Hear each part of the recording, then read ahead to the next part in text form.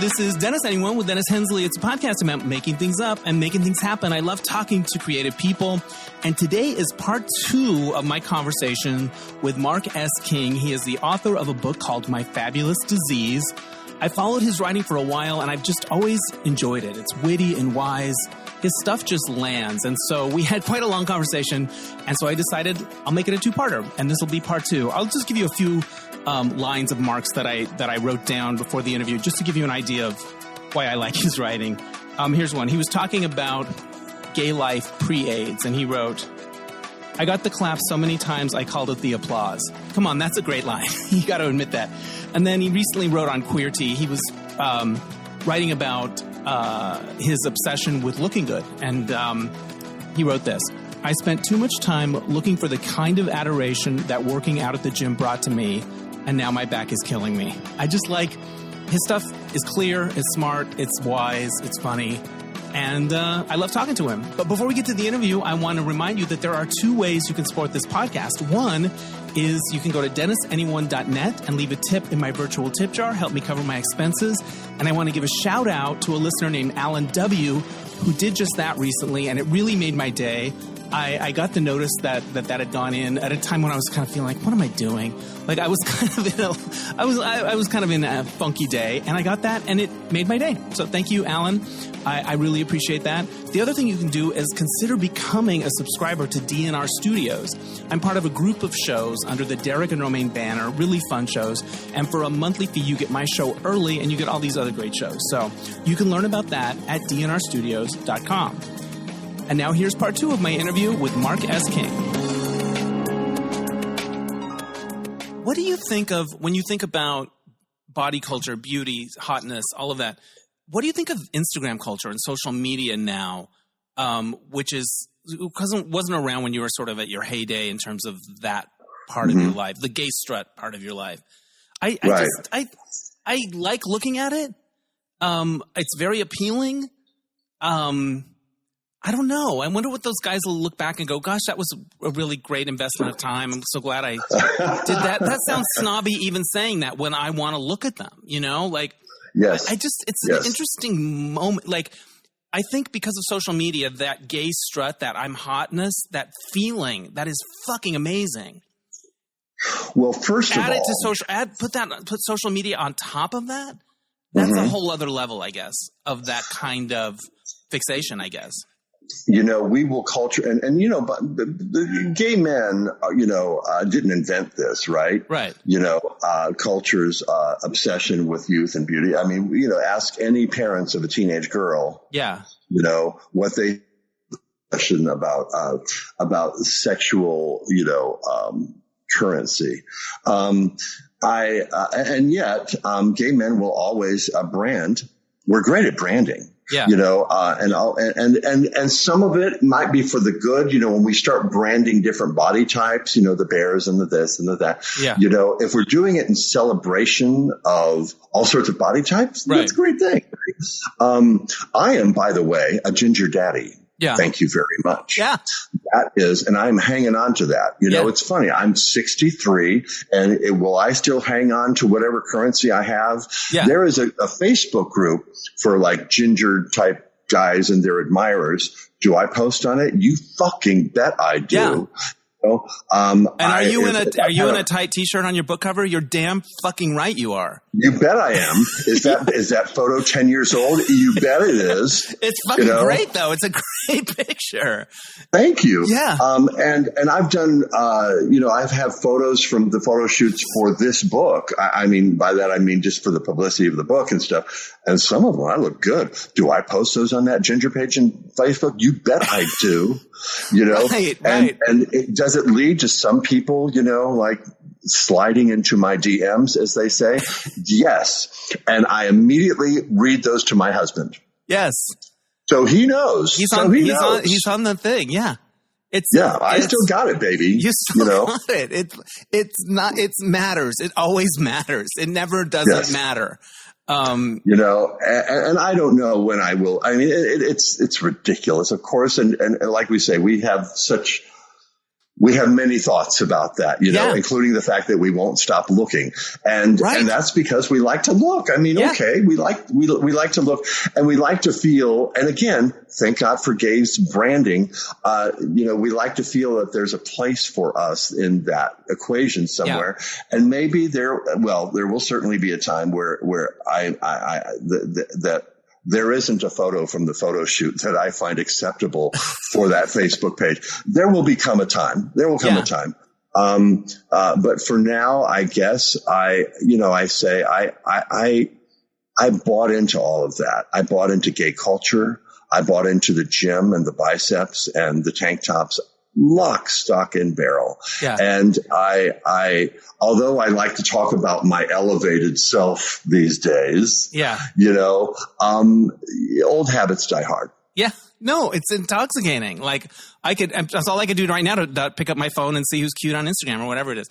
That's right. Well, and if you dig far enough into my Instagram page, you're going to find me by poolside, circa 1992, because, God, I got those pictures. I better dig them up and find a place, Yeah. Right? They're not doing anybody any good just sitting in a drawer. That's right. Speaking of cuties, you write about the movie Dawson's 20-Load Weekend in one of your blogs, which is a porn movie from 2000. I don't remember the year. But it's sort of, it was a barebacking movie and it was a sensation and stuff like that. And I've seen it. That guy's cute. More than once. Probably. And, there's a whole culture now around cum dumps, like, or that. Mm-hmm. That didn't exist before AIDS, did it? There was nobody that was their thing. And this is, and it's not like, it makes sense that there's a thing like that now for some people. It's a lot. It's a lot of people that are way into that. And I just find that really interesting. I don't know what to make of it, but it's like, let's look at a cum dump video from 1968. They don't exist. That was not a thing. Nobody's got a Sharpie. That Sharpies were not a part of the bedroom accoutrement. Well, it's all evolution, right? And in terms of our response to, porn is not immune to what's going on in our society, right? And in terms of taboo. And certainly Dawson's 20-Load Weekend, I'm glad you bring that up because I really enjoyed writing that. I did more research, by the way, and I mean that legitimately, more research for that article than anything I've ever written. Because I talked to the director of Dawson's 20-Load Weekend and to epidemiologists and social anthropologists and whatnot, and not to make it sound too scientific, because what it really comes down to is that heralded a time where gay men were pushing back and saying, this is important to me. Yeah. This is important to me. The receiving of my sexual partner's cum is important to me. It's important sexually. It's important spiritually. It's important emotionally. All of those things. And I will have it. Thank you. I will have it. And there was a new sexual choreography that the movies like that introduced. And that was, it used to be in porn, the top would inject his cum into the bottom. Oh no, he would pull out and shoot all over his ass or whatever to prove that, the money shot, in bareback porn. They would pull out, they'd come a little bit, and then they would put it back in because they want you to know where it belongs. Right. It belongs inside. I mean, that was their approach. That was the message they were trying to receive. And it was a big fuck you to AIDS. Yeah. And I understand that. That I get. I understand. Now, the whole conduct thing, to me, it's like, okay, how do we take that and pump it up? What's the sequel? It's got to be 50 loads, right? 20 at this point seems quaint compared to some of these people. Yeah, isn't it? Yeah, it really is. Yeah. So it goes from to the ridiculous to the absurd, right? And it's all about taboo. It's all about, and it's a response to seeing semen as dangerous and murderous. It's a response to all of that, saying, no, this is life-giving, this is wonderful, this is sexual, this is what we... Right, this is what we're so I'm glad that we're do. back to that place. Yeah, biologically. I'm glad we're back to that place. We're only doing, it's like what men, I think, are wired biologically to do by nature. What do you think of this moment in our culture in terms of there's the just for fans of it all? And there will always be new technology, and we as gay people are no different. We will figure out how to use that technology for sex, right? And so, get ready for, the virtual reality, and can I touch this and do that? Oh boy, So we will always transform technology into its most obvious application, of course, which is sex. And what's interesting to me about OnlyFans and all of that is that we get to know the guys. We see them shopping. We see them trying on new clothes. We see them talking to us about their lives, which I find fascinating because it used to be you didn't know anything about these guys. You saw them in the movies and that was it. Now we get to see them with their boyfriends and their boyfriends' boyfriends and all of that. It's all very. I like to see the outfits. I like to see the outfits they show up to the trick in. Is that a weird kid? Yeah. No, I was like, those jeans they really suit him. Oh, good on you if that's where you go. Fine, No, but there is a sort of immediacy, or maybe it's imagined, but there is a little bit more like it's not as glossy. Well, exactly. They are inviting us into their lives in a way that they were never able to do. And they are not tied to a studio and to the ways that they get paid that way. They're their own boss. And so simply just from, entrepreneurial point of view, I find it fascinating and I say good on them. Yeah. And it's always interesting when somebody who's like super hot and they always think they're having the best sex and gosh, they're living the dream or whatever. And then they'll be like, I had 4 guys cancel on me this week. Like they'll let you behind the curtain of what it's really like. And you're like, ooh, and I hate this thing. Or they'll do that other thing where it's like, where they're beautiful, beautiful, beautiful body. And then they're like, I'm having a rough time right now. And you're like, well, what? Gear shift. Yes. And they'll sort of talk about depression or whatever they're going through. It's a whole thing. Well, you are clearly subscribing to more people than I am, but I'll take your word for it. All of this. I love the way you write about your family in the book. Your father is extraordinary. You would make these big kites. I'm going through dad stuff now. I never really had a dad that was that into me particularly. And so dad stuff I find very – at this point in my life, I get it. It's all sort of landing in a way. But you guys would make these giant kites and go fly them. Yes. He was quite a character, an Air Force colonel, and I got him retired. And I was young enough so that he retired when I was still young enough for him to play with me and do things, and he got on this kick. He did all sorts of things. We built, there was an inch of snow in Louisiana one year, and we collected it all for blocks away so we could build a brontosaurus in our front yard that was 2 stories tall.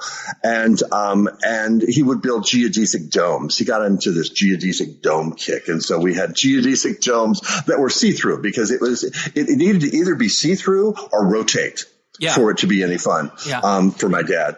And yes, he got into box kites, and we built a box kite that was 6 feet tall, made out of, nylon or whatever. We would fly that around, but that wasn't big enough. And so funny, my dad was a size queen. And so then we built bigger and bigger ones, and we would enter them into these contests, whenever the time of year that was, go to the college, and fly them in the fields of Louisiana until finally one year we built one that was literally the size of a Winnebago. It had to be constructed in our driveway. It was made of wood and heavy nylon, and the cord was very thick nylon cord. And we put it on the back of a flatbed truck and had to tie it down so it wouldn't fly away as it was being transported to the college. And then we had 3 box kites that were about 10 feet tall that we got up in the air and then attached them to the mother kite, which then got pulled up into the air. It had to fly, I think, for 3 minutes for it to qualify for a prize, And that the year of the Winnebago kite, it flew for like 2 minutes and 40 seconds. Oh, and just didn't down it came crashing onto the field. I say it looked like the wreckage of a commuter airplane tragedy. It was just hot glue and wood and nylon everywhere. And my dad on the evening news, they're like, Mr. King, but your kite, it didn't make it. It didn't fly the whole time. Are you disappointed? He says, are you kidding? Did you see that? It was a spectacular crash. You know, he saw success in everything. He equated only happiness with success. He thought that we could do whatever we wanted to do and to go for it. And a great monumental man. Yeah. And he sort of said that you got to try things, that you have to take chances. And that's the whole point. Like, he encouraged you to be a risk taker. Yes. Oh, always take the risk. Take the risk. Always raise your hand. Ask the stupid question. Everybody's thinking it, you know, and that's influences my writing a great deal. That's an incredible thing to be taught by a parent, because I think everyone is so cautious. Fit in, don't take a risk. Like, that's an incredible lesson to have. You write about how when he passed from cancer, because of your background with losing so many people to AIDS, you kind of knew how to be in a way. Like, it sort of trained you for these things that a lot of people experience with their parents for the first time. You know, when Dad died, we hadn't had a death in the family in a really long time. And I had gone through AIDS and the death of many friends and taking care of them and what it was all like. And so, yes, I kind of went into AIDS autopilot and jumped in and said, Mom, have you called home hospice? Well, no, you know, I'm like, Mom, you know, she was trying to do it all herself. She's 75 or whatever she was. And so I just jumped in and went into action, you know, and arranged for the home hospice and had conversations with Dad that people were afraid to have. Dad, you know, we need to have home hospice here. Is that okay? I'm working really hard, needs help. He's like, oh, yeah, sure, you know. And I was able to tell him what he meant to me. I was able to say, I love you and I will always talk about you. I mean, I talked to him as if he were dying, which he was. And he appreciated it, you know, and because I was able to have that conversation, my brothers and sisters, I would tell them about it. And they're like, oh, wow. And so they would have conversation, you know, and we all got to have that. And it was all informed by AIDS. Yeah. When my parents passed, I don't think we didn't know what we were doing. Like, and I think we were too afraid to have the hard conversations because we thought that would jinx it. They wouldn't get better if we talked like that. Like, we were just not, we didn't have the handbook, and you had this handbook sort of imprinted in you.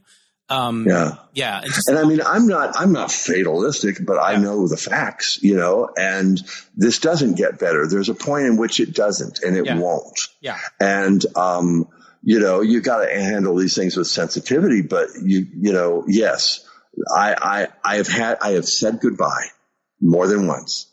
And by facing those fears, before it helped me with my own dad and later with Mom. And it was great, you know? I keep thinking we need to wrap it up, and then I look at my list and I'm like, oh, I have to ask him about that. So I have a few more questions. If you have to jump off, we can wrap it up. Okay. Do your worst. Okay. You write a chapter about Larry Kramer, and as I'm reading it, I'm like, this sounds exactly like Larry Kramer. And then I realize, this is a fantasy in a way. But it reminded me in 2005, 6, 7, I co-hosted a national radio show called Radio with a Twist. And it was me, another gay host in New York, and a lesbian in Atlanta. And we all got together, and it was like an American Top 40. It was really fun. And we had a month we did like gay icons or whatever, interviews. And Larry Kramer called in. And some of the Twist people did a Zoom call recently and were like reminiscing. And I'm like, what do you remember? And Melissa's like, I remember when Larry Kramer ripped us a new asshole. Because we were talking about like activism. He's like, what are you doing? Like, we were like, we're here to celebrate this iconic. And he's like, what are you guys doing? And I'm like, well, we have a gay radio show. Like, that's not enough. And he was like, nah. Like, I think we all remember just the shame of like, we're not doing enough. We're fucking amateurs at this. Like, who do we think we are? We don't know. That was his vibe. I mean, I think maybe he warmed up a little at the end for a question or two, but that was my memory. But like, as a result, you probably thought twice. Yeah. As a result of that. It works. Yes. And that was his shtick. And I say shtick because it was an affectation of his, maybe one that he adopted for much of his waking hours, but it was a very calculated posture on his part, because in real life, in his regular moments, he was a sweetheart. He was an old Jewish mother, and he just wanted everybody to get married and be happy. Yeah. He was always saying, "Are you married? Do you have a boyfriend? Oh, because I know somebody. He was fixing people up. He wanted all of his little babies to be happy. And now some of that was misguided when PrEP came along, and he was afraid that would make gays more promiscuous. He wasn't always on the money, right? But it came from a place. He cared so much. Yes, of caring and wanting everyone to be happy. He was old-fashioned. Yeah. That way. When you wrote that piece, had you met him, or did you know him, or did you get to know him afterwards? I had not. The piece you're talking about is Shopping in the Mall with Larry Kramer, and it is a piece about me and Larry Kramer shopping for socks. And me trying to keep him calm. But he's terrorizing Girl Scouts. He's like in this story, yeah. Oh yes, he is. He is going off on the people at the clothing stores because they don't know their level of giving to needle exchange. He's just volcanic at all times, and I'm just trying to keep him calm. And it's comedy, it's farce. It was a blast to write, and I didn't know him. Right, it was just an idea, a flight of fancy kind of piece. And then there's this comment that appears on my blog that says,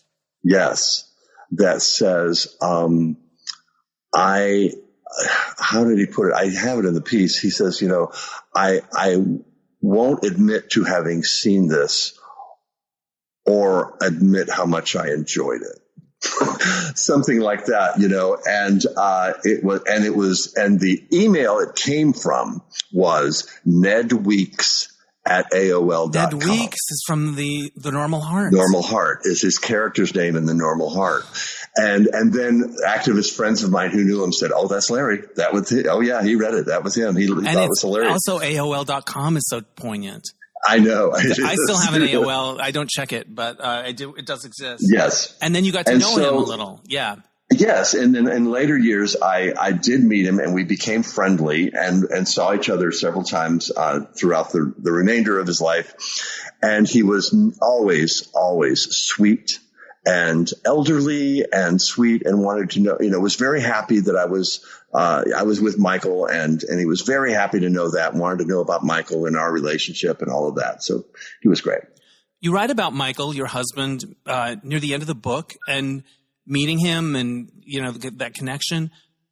Before you met him, where were you in terms of thinking about romance and relationships? And were you thinking, okay, it's over, I'm going to just be single, or asking for a friend? I had kind of, it's funny because I look at my past relationships, and I've had several that were long-term, 10 years. And I see myself so badly during that. And all of those exes with whom I'm still friendly, have said, "You weren't so bad. Quit being so hard on yourself," But when I met Michael, I told him, I've never been a good boyfriend. I've never been faithful. I've never been true. I've never been honest. And he said, "Well, it doesn't mean you can't be." And the simplicity of that, there was something about it that just turned its switch. And I went, I guess he's right. I guess I could make different choices. I could be a better person, and so my relationship with Michael, is testament to, I can be a better guy, and now I do the laundry, I take out the trash, I make dinner, I do things, I was, getting back to looks and all of that, Dennis, I was just the pretty one before. Yeah. I was just the pretty one, and I got away with shit, and not with Michael. No, he doesn't put up with nonsense. You better can't just toss your hair and that feathered hair and he's okay. It doesn't work. And you would think, and I still have the hair. It's still holding on. It looks amazing. Yes. Yeah. But no, Michael doesn't put up with nonsense, and he is true blue. And that is how he operates. And we have a monogamous relationship. That is how he operates, and I better not fuck that up. Because he doesn't suffer fools. And so he keeps me on the beam, as it were. Do you wake up some days and go, wow, I'm married and settled and this is my life? Like, you probably didn't think you were going to get to live this long, back in the day at all. No, I didn't. I'm the guy that won a car on The Price is Right. I'm a lucky guy. This is just my life, and I know it every day. And it's funny because you think, if you look at my life, you go, it doesn't sound that lucky to me. I mean, true. But that is how I operate. I am happy to be here. I am just so grateful that I'm here and walking and talking. And so I will take it. And I see myself as a very, very lucky guy. Tell people how they can find your book and your work. Oh, myfabulousdisease.com is my home base for all of my writing. And, you can see reviews of the book there. It'll link you to Amazon or wherever you like to buy your books. Or you can just, stroll through the site yourself and see what amuses you. Yes, there's all kinds there's pictures that go with things, and it's just wonderful. You picked a few questions from the observation deck. Where's the strangest place you've ever been recognized? I was on my second date with Michael. We were in Washington, D.C.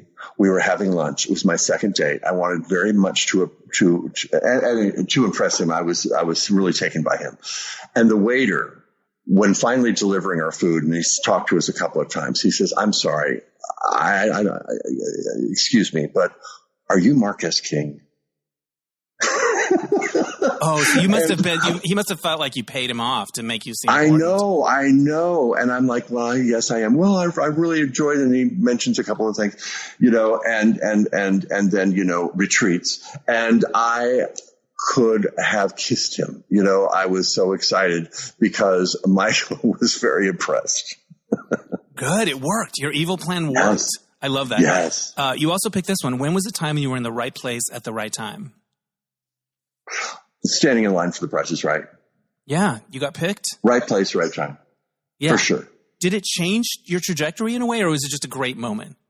It was a great moment, but it represented so much. It represented just, first of all, I will find the nearest camera, and it will find me. Yeah. And so it had a lot to say about my being ready for prime time. Yeah. Or even at least daytime TV. Yeah, you don't write about this much in this book, but in the earlier book, you came to L.A. to pursue show business. Yes. What was that time like in a nutshell? Well, it was me looking like Howdy Doody. I still had freckles and bright red hair. And I walked into an agent's office when I first got there, and they said, "Hold it right there. Don't go anywhere." And they go running back to grab people to come out in the lobby and look at this corn-fed guy who looked, and so for me, what it was taking advantage of something. I never thought I'd be an actor. I wasn't serious about it. I didn't go to acting classes. Anybody. I was capable of standing in front of a camera and saying, "It's a McDonald's fabulous rodeo to riches." Right. I can do that. But they cared that you could do that. But what they mostly cared about is what you looked like when you first walked into the room, and here I was, red hair, green eyes, freckles. That's all they needed. Take him. We'll hire him. What commercial did you make the most money on? Dannon Yogurt. You and Jamie Lee Curtis. Hers is activity. Yes, that's right. That was before my time, before needing it. Right. No, I did McDonald's and I did every fast food there is and Coca-Cola and all of those. But the big accounts, like for Coca-Cola, they'd put out a new commercial every month. So I didn't make that many residuals before they went on to the next one, Right. The Dannon Yogurt commercial, they ran to death. They ran it and ran it and ran it, and it paid for a car and then some. I love it. That's good. Here's another question you picked. Who was your most surprising fan? Elton John and his husband, David. David Furnish. That's amazing. Yes, I met David. His partner, his husband, is the head of the Elton John AIDS Foundation, or he's the director of the board, or what have you. And we met at a conference once. And he said, Mark, I love your stuff. I read it all the time. I mean, I know you don't believe me, but I promise you, I read it. And sometimes we're sitting having breakfast, and I say, Elton, you got to hear this. And he'll read to Elton something I had written. And that was enough. But then when I was turning 60, I did this, it was during COVID, and I did this big online event for turning 60, and I made it a fundraiser for long-term survivors. And it became and I had, Greg Louganis and the star of Hamilton and various people coming on wishing me well, but making it about all long-term survivors. Right. And so it was kind of like I had my cake and ate it too, it's really about all people, but really about me. Right. And as part of that, Elton and David came on and sang me happy birthday. Amazing. And so Elton has sung me happy birthday. And so that is I say unlikely. It shouldn't be that unlikely. He's very involved in HIV causes, but I will never forget it. Was he at the piano, or was he just singing a cappella? No, they were sitting in their library and they sang a cappella. Interesting. And what's so funny about their version of happy birthday is that David starts singing harmony to Elton singing the happy birthday part. And I'm like, wow, if you're going to be married to Elton John, you better be able to sing harmony. Yeah. And he could. He could. Yeah. I'm having a bit of an Elton renaissance in my life. I did a big research writing project about him last year for a podcast called Even the Rich. And I got to see his concert at Dodger Stadium. And I have a jukebox I recently got repaired, and it's all Elton. Like, he was so important to me as a kid. And I had a novel come out in 1998 called Misadventures in the 213. And I was in Book Soup in Los Angeles, and I was going around signing stock because I was like that guy. Like, I'm going to do everything I can to sell this fucking book. I will show up anywhere. I'll do anything. So I'd go into bookstores and sign what they had because it would make it a little more attractive, or you'd get whatever. And the clerk goes, she goes, guess who was in here yesterday and bought 3 copies of your book? And I said, I don't know. And she said, Elton John. And I nearly fell the fuck over. And I'm my God. And I like to imagine that one was for George Michael, one was for him. And maybe Donatella got the other one. Because this was 98. She needed, I don't know. But I never got to meet him, or, whatever. But 3 copies. That's amazing. Yeah. That's right. He's a treasure. Wow. What a treasure. Yes. And he helped Britney. I just read the Britney book. He's in there. All right. We're going to wrap it up. This is a delight. Thank you so much. I loved your writing. I love talking to you. I think that your stories are little windows into these moments in our history, and they're just a pleasure to read. So congratulations. Thank you. Here's my final question. How would you describe this time in your life right now? Having this book out, what does it mean to you this moment? Settled. I'm busy because of the book, but I get to rest on I get to allow myself some satisfaction. And after a sometime tumultuous life, I'll take it. I'll take the ability to sit and feel satisfied with where I am, with my age, with my place in life. I feel like I finally kind of right-sized myself. I'm not bigger than I need to be, but I appreciate my own contributions, and I feel good. That's wonderful. What a great note to end it on. Mark, thank you so much for taking so much time, and congrats on the book. Thank you, Dennis. Thanks again to Mark S. King. Check out his book, My Fabulous Disease, wherever you get your books. And also you can learn more about what he's up to at myfabulousdisease.com. Okay, so this happened. I think I've talked on this podcast before about T-Pop. It's my favorite neighborhood hangout. I go there to work a lot. I meet friends there. We did play tests for You Don't Know My Life there. So there was a 53% rent increase, and T-Pop closed. And last Saturday was the last day it was open, and they had one of their regular art markets in the afternoon. So I went and sold games as just kind of a last hurrah. And it started out raining. It was raining. And I don't have a cover, like a canopy, like some of the other vendors. I kind of hid under another vendor's cover. But then finally it cleared up about a half hour after start time, and I got my table up, and it was just a glorious day. It was sunshiny, and a lot of friends came to visit, and I met a lot of other people there who love T-pop and neighborhood people, and it was just a reminder of, like, there's so much ugliness online, and then when you go out in the real world, you're like, oh, people aren't all assholes. They're, like, lovely. And it was just, like, it was a final last hurrah moment. And I may have said this the last time I talked about this place, but the owner, Arlene, I tried to tell her what it meant to me a few weeks ago when I found out it was closing, and I got emotional. I couldn't quite get the words out. But she told me that when they opened and they first had their Google images on Google, you know how they have pictures of places on Google Images? I could be seen in the window typing away. So I like that. I like that. That's kind of a badge of honor to me. And they have a rewards app where you can see how many times you've been there. And I brought it up on Saturday, the last day that was open, and 365 visits. A year of my life, I went there. So it's just sad. I really feel like, you know, those kids in every movie where the community center's getting closed and they decide to put on a show to save it from the big bad developers. I really felt like that. Only we didn't put on a show. We didn't save it.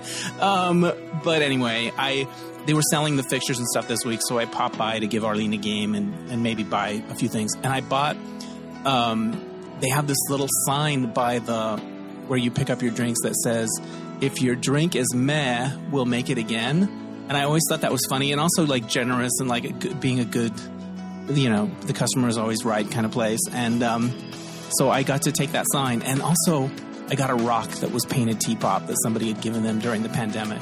And so, I don't know, I felt like it was it was sad, and but the last days were meaningful, and I'll always miss it. So cherish your neighborhood places, because you don't know how long they're going to be there.